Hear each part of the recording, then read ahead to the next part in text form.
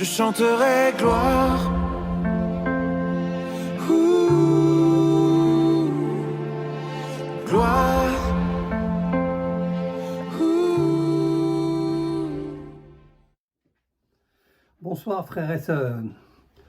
Voilà, je voudrais vous apporter un petit message de la parole de Dieu.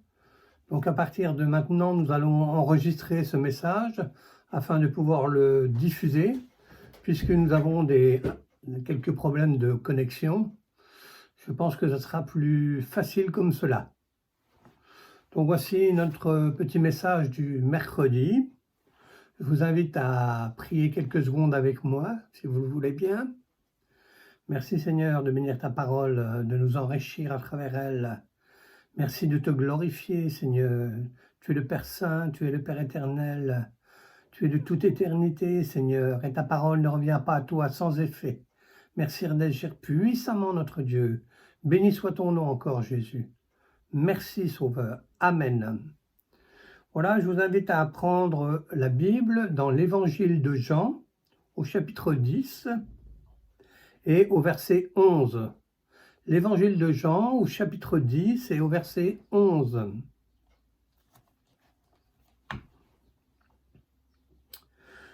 Je suis le bon berger donne sa vie pour ses brebis, mais le mercenaire qui n'est pas le berger et à qui n'appartient pas les brebis, voit venir le loup, abandonne les brebis et prend la fuite. Et le loup les ravit et les disperse. Le mercenaire s'enfuit parce qu'il est mercenaire et qu'il ne se met point en peine des brebis. Je suis le bon berger. Je connais mes brebis, elles me connaissent.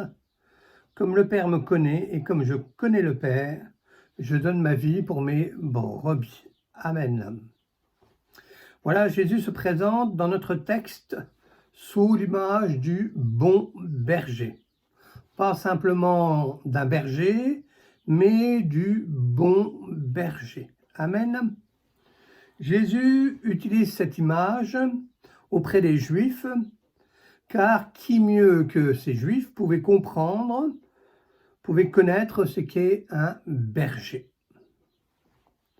Nous savons que les Israélites étaient un peuple de bergers. D'ailleurs, lorsque les Israélites vont arriver en Égypte, après avoir fui, lorsqu'ils vont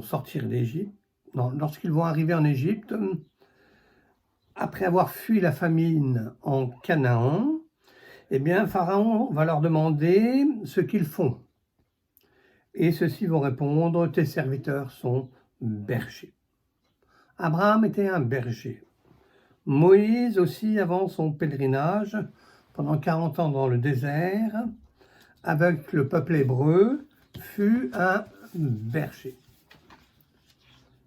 David encore était un berger avant d'être roi en Israël. Nous voyons que de tout temps, les Juifs étaient des bergers. Donc, qui peut mieux qu'eux comprenez le langage du Seigneur quand il parlait comme cela. Jésus parlait de manière à toucher ses cœurs. Et encore aujourd'hui, de nos jours, il parle par le Saint-Esprit afin de toucher nos cœurs. Amen. Je suis le bon berger, dit-il. Pourquoi? Parce que moi, je donne ma vie pour mes brebis. Je donne ma vie pour mes brebis. Amen. Genèse au chapitre 31.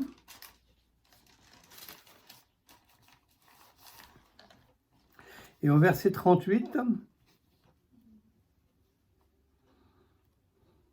il nous est parlé de Jacob, ici. Et Jacob, bien sûr, lui aussi fut un berger. Genèse, chapitre 31, verset 38. Voilà 20 ans que j'ai passé chez toi, tes brebis et tes chèvres n'ont point avorté, et je n'ai point mangé les béliers de ton troupeau. Je ne t'ai point rapporté de bêtes déchirées, j'en ai payé le dommage, tu me redemandais ce qu'on me volait de jour et ce qu'on me volait de nuit. La chaleur me dévorait pendant le jour et le froid pendant la nuit. Voilà 20 ans que j'ai passé dans ta maison. Je t'ai servi 14 ans pour tes 2 filles et 6 ans pour ton troupeau, et tu as changé 10 fois mon salaire. Notre ami Jacob a été berger, et on voit que ce métier de berger n'est pas une tâche facile. Jacob nous le montre à travers ces versets. Il nous dit qu'il a été exposé au froid, à la chaleur et à l'attaque de bêtes qui voulaient s'en prendre au troupeau aussi. Je ne sais pas quelle idée vous pouvez avoir ou quelle vision vous pouvez avoir du berger. Souvent, on a peut-être une vision idyllique. On voit le berger tranquille dans la nature qui garde son troupeau. Mais en fait, ce n'est pas tout à fait cela. Ce n'est même peut-être pas du tout cela.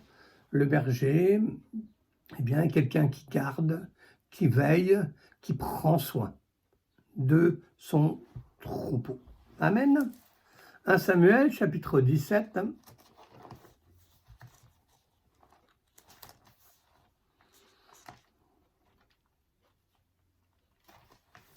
Au verset 34.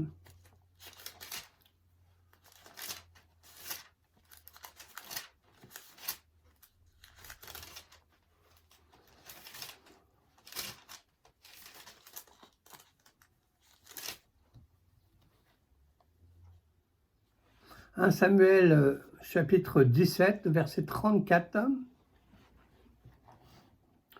Il nous est dit, David dit à Saül, ton serviteur faisait paître les brebis de son père, et quand un lion ou un ours venait en enlever une du troupeau, je courais après lui, je le frappais, et j'arrachais la brebis de sa gueule. S'il se dressait contre moi, je le saisissais par la gorge, je le frappais et je le tuais. C'est ainsi que ton serviteur a terrassé le lion et l'ours, et il en sera du Philistin, de cet incirconcis, comme l'un d'eux, car il a insulté l'armée du Dieu vivant. David, également, je disais tout à l'heure, fut un berger qui protégeait son troupeau, le troupeau de son père, au risque de sa vie, en se battant, on l'a vu, on l'a lu, contre le lion et contre l'ours. C'est intéressant, n'est-ce pas? Parce que, eh bien, on peut faire un parallèle là, par rapport à Jésus, notre Sauveur, qui est le bon berger aussi, le lion de Juda, qui a lutté contre un autre lion rugissant, le diable, et qui l'a vaincu. Amen. Il n'a pas hésité à exposer sa vie pour ses brebis. David et Jésus, à la différence, lui, il a vraiment donné la sienne pour nous. Amen. Et il a vaincu le diable. Il l'a vaincu lorsqu'il a été tenté au désert. Et nous sommes des brebis dans le désert de ce monde, et le lion de Juda est avec nous. Amen. Le bon berger est là, qui nous garde jour et nuit des attaques de Satan et de toute autre attaque.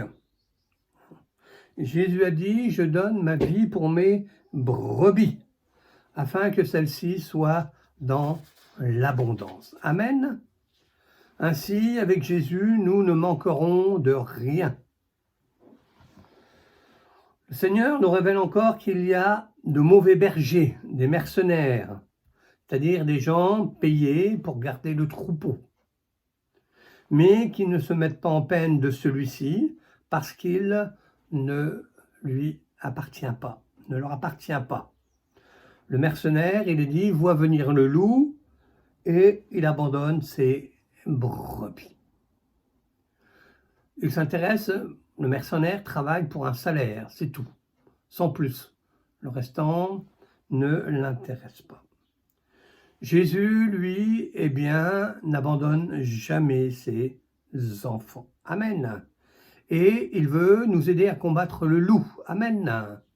Il veut nous aider à être plus que vainqueurs, être forts. Amen.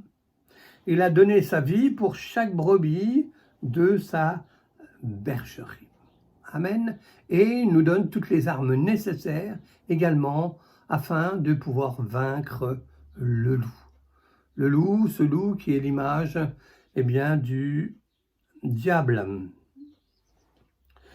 Jésus est le bon berger. Amen. Ses bontés se renouvellent chaque matin. Il nous est dit eh bien, qu'il connaît ses brebis et ses brebis le connaissent. Donc ça veut dire qu'il y a un lien entre les deux. Jésus te connaît.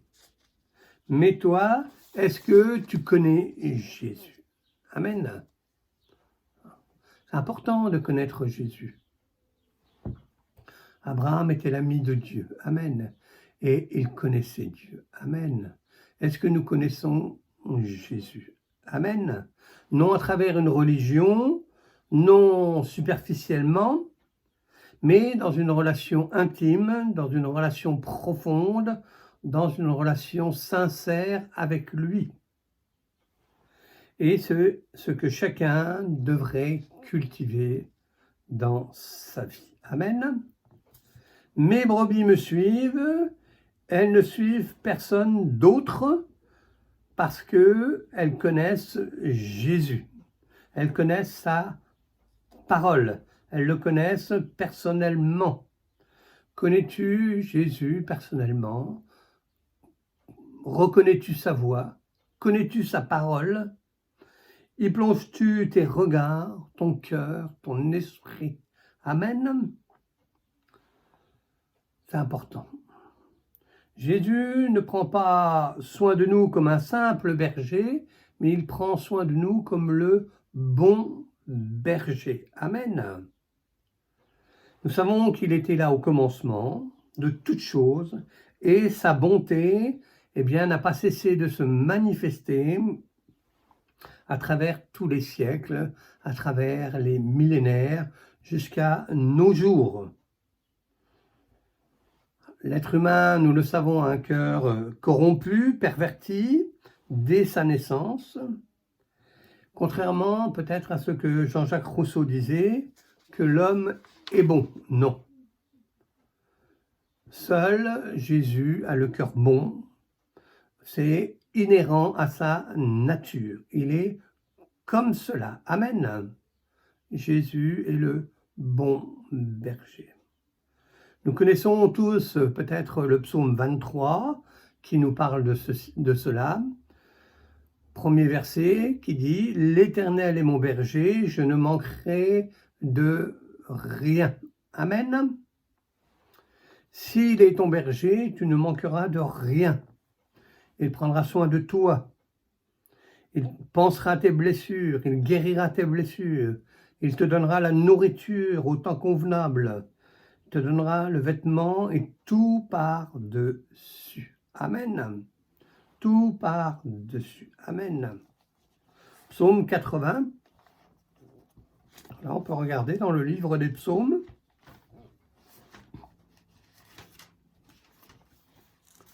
Au chapitre 80, au verset 1. Verset 2. Prête l'oreille, berger d'Israël, toi qui conduis Joseph comme un troupeau, paré dans ta splendeur, toi qui es assis sur les chérubins. Amen. Prête l'oreille, berger d'Israël. L'Éternel est le berger d'Israël, mais il est aussi le nôtre. Le Nouveau Testament nous montre que des deux, il en a fait un, c'est-à-dire de deux peuples, c'est-à-dire Israël et nous, chrétiens, il n'en a fait qu'un. Il nous a réunis en un seul. Amen. l'Éternel est non seulement le berger d'Israël, mais il est aussi notre berger. Amen. Ésaïe au chapitre 40.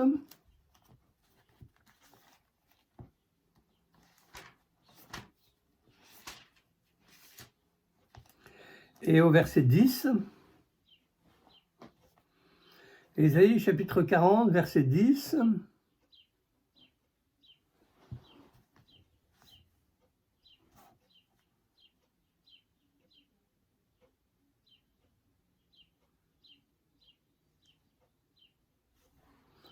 Voilà. Comme un berger, il paîtra son troupeau, il prendra, au verset 11, il prendra les agneaux dans ses bras et les portera dans son sein, il conduira les brebis qui allaitent. Amen. C'est ce que veut faire Jésus avec nous. Amen. Un dernier passage peut-être dans Ézéchiel, un petit peu plus loin.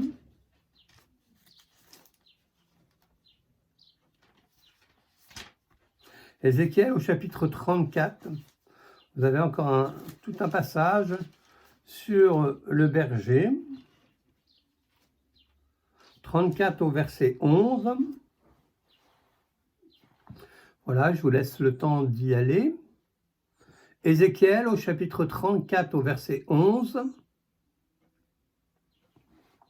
Car ainsi parle le Seigneur l'Éternel. Voici, j'aurai soin moi-même de mes brebis et j'en ferai la revue. Comme un pasteur inspecte son troupeau quand il est au milieu de ses brebis éparses, ainsi je ferai la revue de mes brebis et je les recueillerai de tous les lieux où elles ont été dispersées au jour des nuages et de l'obscurité. Voilà une prophétie qui s'est accomplie aujourd'hui. Israël retourne dans son pays. Amen. Je les retirerai d'entre les peuples et je les rassemblerai des diverses contrées et je les ramènerai dans leur pays. Je les ferai paître sur les montagnes d'Israël, le long des ruisseaux et dans tous les lieux habités du pays. Je les ferai paître dans un bon pâturage et leur demeure sera sur les montagnes élevées d'Israël. Là, elles reposeront dans un agréable asile, et elles auront du gras pâturage sur les montagnes d'Israël. C'est moi qui ferai paître mes brebis, c'est moi qui les ferai reposer, dit le Seigneur l'Éternel. Je chercherai celles qui étaient perdues, je ramènerai celles qui étaient égarées, je panserai celles qui étaient blessées, et je fortifierai celles qui étaient malades. Amen. Voilà ce que le Seigneur veut faire avec nous. Mais je détruirai celles qui sont grasses et vigoureuses, je veux les paître avec justice. Et vous, mes brebis, ainsi parle le Seigneur l'Éternel, voici, je jugerai entre brebis, entre bélier et bouc. Est-ce trop peu pour vous de paître dans de bons pâturages pour que vous fouliez de vos pieds le reste de votre pâturage, de boire une eau limpide pour que vous oubliez le reste avec vos pieds, et mes brebis doivent paître ce que vos pieds ont foulé et boire ce que vos pieds ont troublé. C'est pourquoi ainsi parle le Seigneur l'Éternel, voici, je jugerai entre la brebis grasse et la brebis maigre, parce que vous avez heurté avec le côté, avec l'épaule, et frappé de vos cornes toutes les brebis faibles, jusqu'à ce que vous les ayez chassées. Je porterai secours à mes brebis, afin qu'elles ne soient plus au pillage, et je jugerai entre brebis et brebis. J'établirai sur elles un seul pasteur qui les fera paître, mon serviteur David, il les fera paître, il sera leur pasteur. Amen. Amen. Voilà. Eh bien, il est dit là dans notre passage, je penserai, je les ferai paître, je les ferai reposer. Amen. C'est ce que le Seigneur veut faire avec nous. Amen. Mais je ferai la différence entre brebis et brebis. Comme dans le texte de Jean, Je ferai la différence entre le bon berger et le mercenaire, entre celui qui prend soin des brebis et entre celui, eh bien, qui est indifférent au troupeau, qui ne prend pas soin du troupeau. J'établirai sur elle un seul pasteur. Amen. Alors bien sûr, là, il nous est parlé du roi David, qui un jour sera, eh bien, roi d'Israël. Mais, eh bien, c'est une anticipation, nous pouvons dire, eh bien, de Jésus qui, eh bien, aujourd'hui est notre bon berger et qui veut faire paître le troupeau d'Israël et le troupeau des chrétiens également. Amen. Les Juifs retournent dans leur pays aujourd'hui à cause de l'antisémitisme croissant en Europe et ailleurs. Vous voyez, encore une prophétie de la Bible qui se réalise, parce que les prophéties de la Bible se réalisent toujours, les promesses de Dieu se réalisent toujours. Et quand il nous dit qu'il est le bon berger, eh bien, je crois qu'il est vraiment le bon berger et qu'il veut prendre soin, de chacune de ses brebis. Amen. Alors, eh bien, puissiez-vous connaître ce berger, puissiez-vous vous confier dans ce berger. Amen. Qui est là à côté de vous et qui prend soin de vous. Que, eh bien, le Seigneur vous bénisse chacun et chacune. Amen. Je chanterai gloire.